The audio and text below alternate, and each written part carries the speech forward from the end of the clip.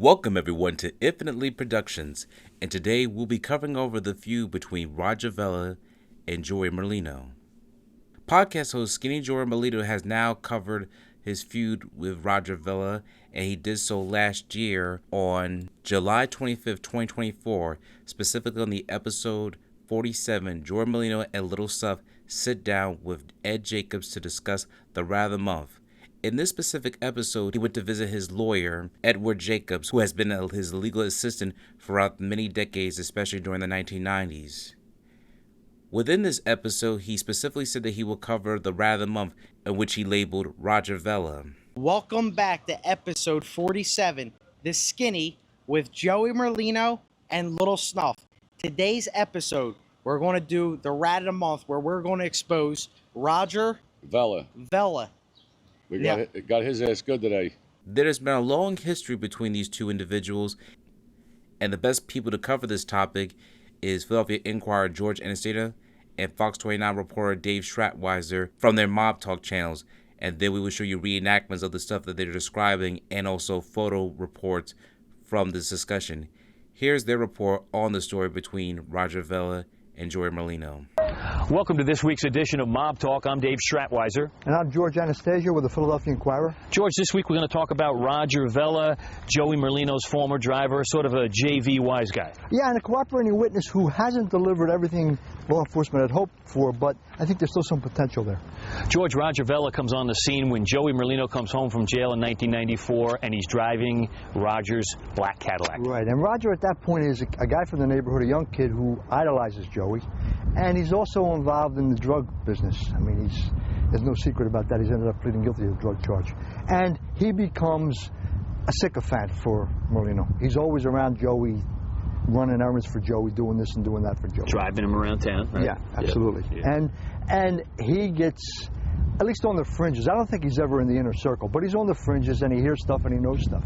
And then he gets jammed up himself in kind of a bizarre murder connected to, the allegation is that Ralphie Mazuka sent some people to Roger's house to rob him of drugs and money.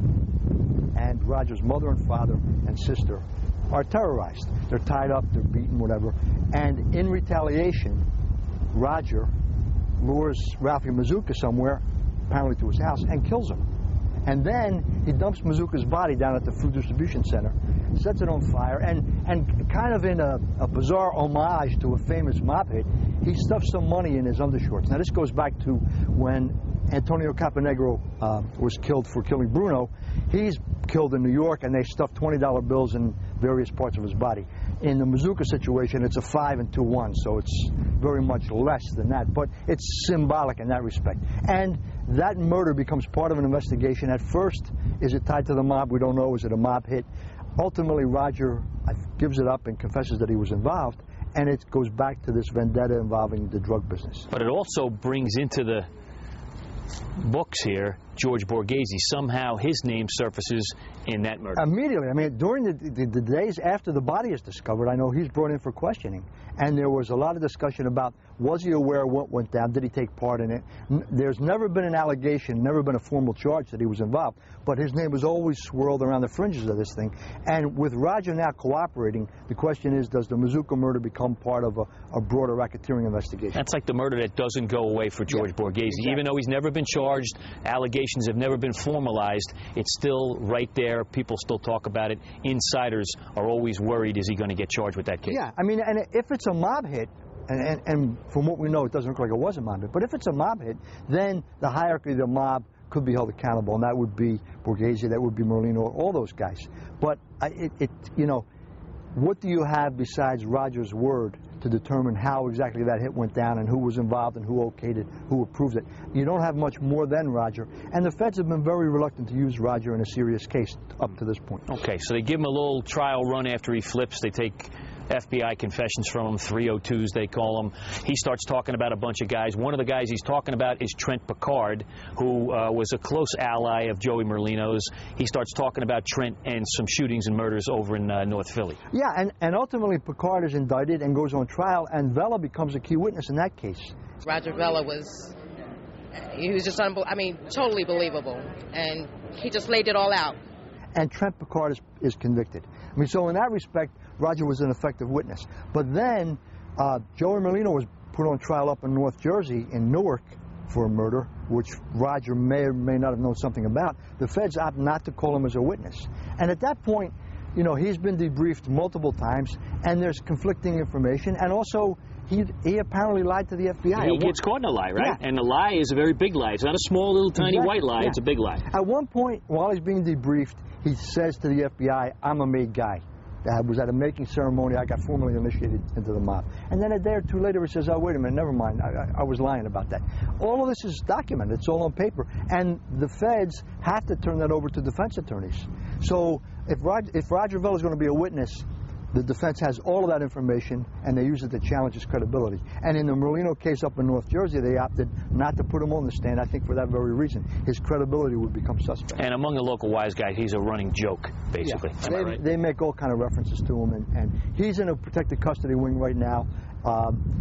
And I don't think they worry so much about Roger because they really don't believe he would be able to hold up under a strong cross-examination. And Roger was actually in the same facility with Ralph Natale at one point, so we're talking about witnesses who didn't do very well. The two of them were together in jail at one point. Yeah, that was kind of a good fit, I think. I think a lot of people downtown would think that's a very good fit.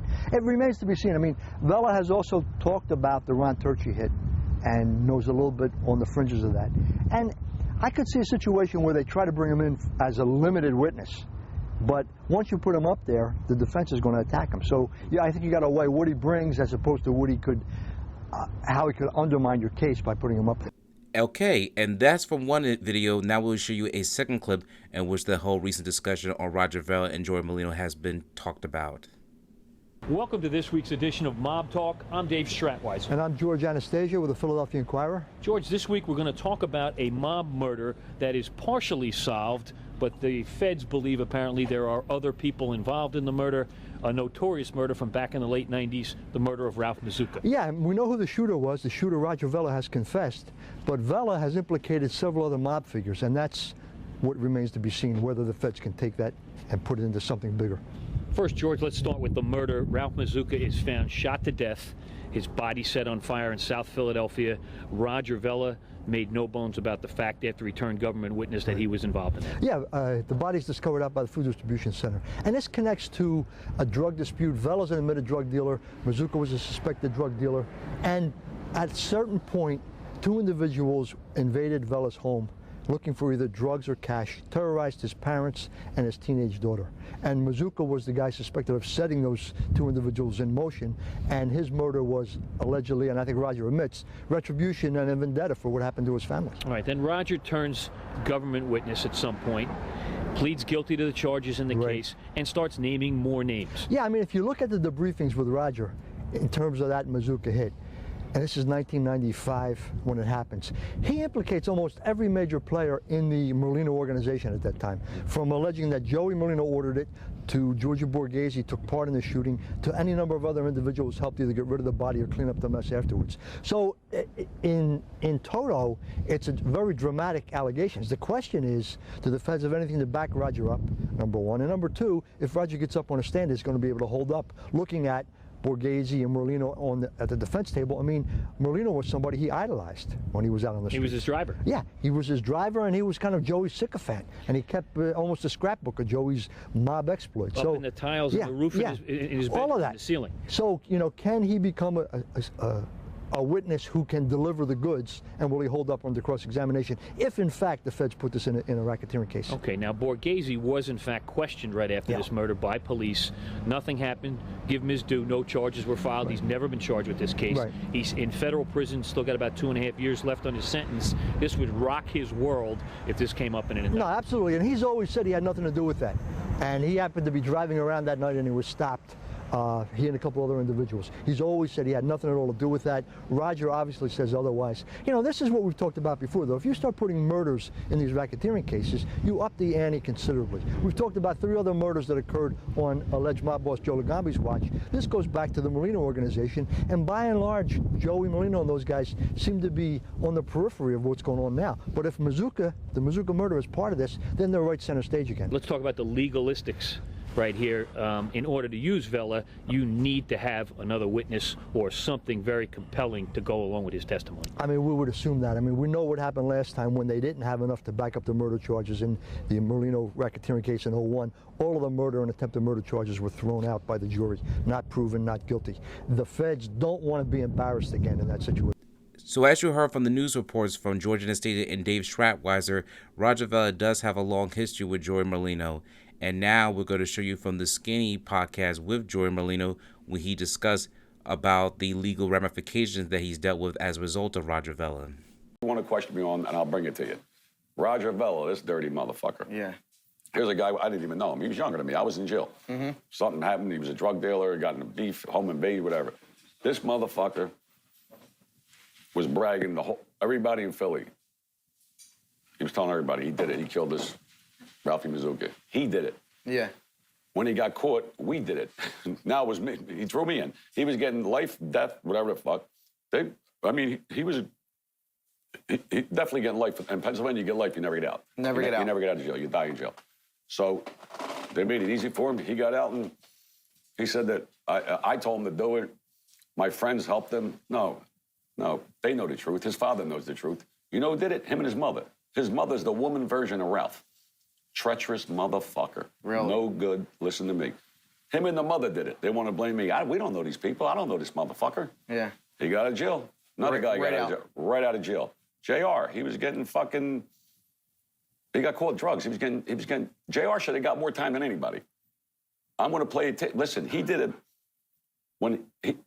When you sign your agreement with the government, okay, you're not allowed to commit no crimes. No more. Yeah. None. You're going to hear him from his mouth. This motherfucker committed 9 crimes. Why he was a cooperating witness. Yeah. He did a fucking Hobbs Act robbery. He went to a fucking guy's house with a gun. That's what that means. Mandatory 20 years. You got to get 20 years. Yeah. That's not counting the other 8 crimes. So when we play the snippets, I'll go along with it. I did ask you last night, though, too, is if you would have got found guilty of this, anything that you did. In my New York case? With the New York case, I would have got 20 years. The judge, he would have gave me 20 years. Immediately. He fucking hated me. So people could just throw your name in there and God forbid. That's how easy it is. And that's it. That's how easy. Listen, the judge in New York hated me. He loved him. He hated my guts. If I could play my tapes, I have every tape. Yeah. I'll go to trial tomorrow, and I'll bet them. I'll represent myself. I guarantee I get acquitted in a fucking hour. Yeah. They're dead. That's amazing. Dead. He's dead on tape. No, it really is. That's why, listen, the judge ain't no fucking dope. That's the only judge, though. I had fucking 7 cases. The judge let every tape in. What's funny is when there's a tape that's in a gray area about me, they're allowed to play it.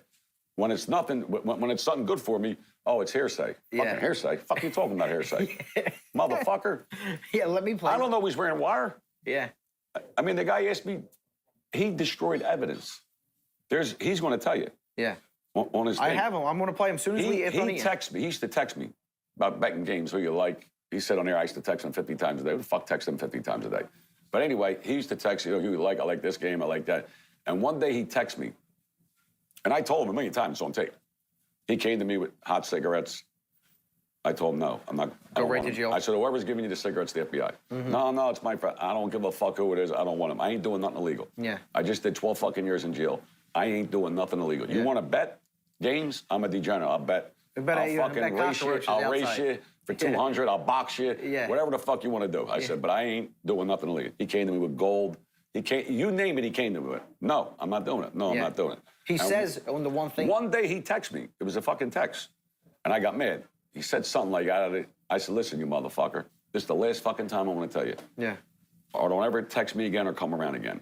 Stop asking me to do anything that's a little, no, but, he was trying to say, no, it ain't illegal. Motherfucker, I ain't doing nothing that's, I think is illegal. I'm not, don't ask me. You want to bet, that's it. Or don't ever text me again. Fuck you. Yeah, you're right. He texts back, I'm sorry, I know, you're right. What do you think he did with the text? So now we get pinched, I want the text. Of course. He erased them. He factory reset the phone. He destroyed all the evidence in the case. Wow. I would have got acquitted in 5 fucking minutes. Yeah, he destroyed everything. He had the phone. The FBI called him up and said, I want my phone back.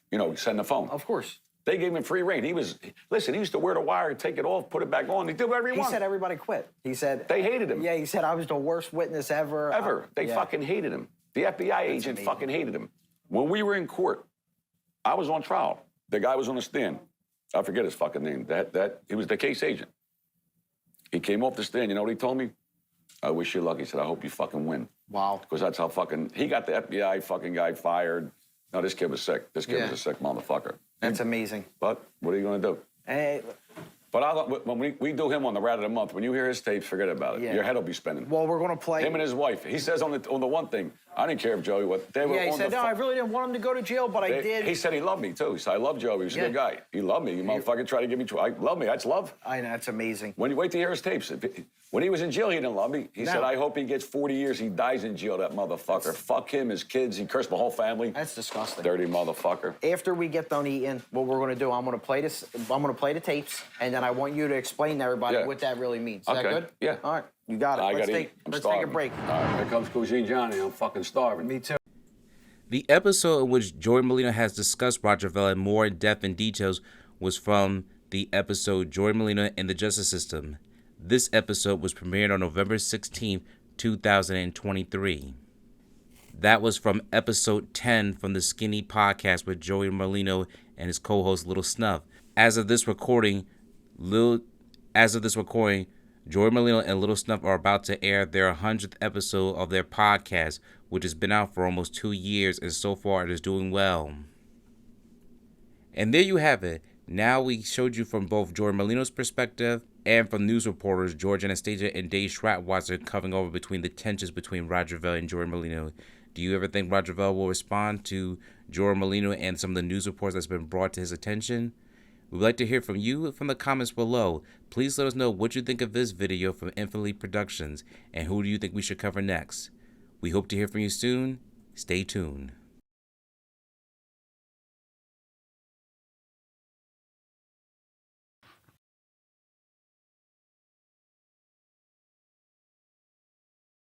Thank you for watching this video. Please subscribe to our channel and check out more of our content. Feel free to give your feedback and suggestions on what we should do next in the comments. This is Infinitely Productions. We love ya.